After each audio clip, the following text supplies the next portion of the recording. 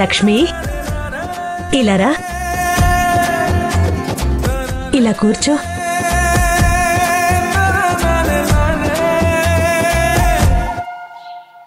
ఏది ఒకసారి ఆను.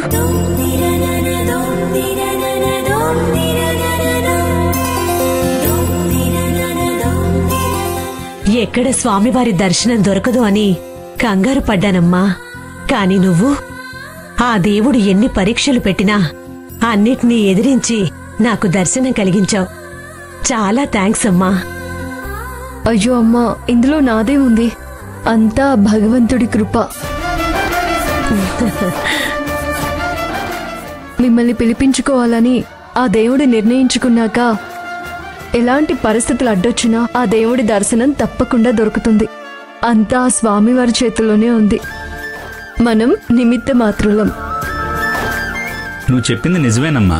నువ్వు ధైర్యం చేసి తనను ఎత్తుకోకపోయుంటే మా ఆవిడికి దర్శన భాగ్యం దక్కేది కాదు. అంతా ఆ భగవంతుడి కృప.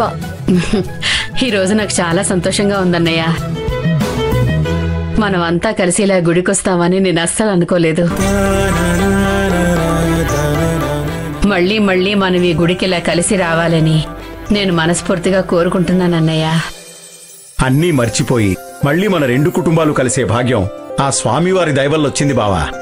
ఏది ఏమైనా స్వామివారి దయ వల్ల మనందరికీ మంచి దర్శనం జరిగింది. సరే మరి ఇక బయలుదేరదాం. సరే శ్రీహరి, బయలుదేరదాం. లేరా. జాగ్రత్త అమ్మా.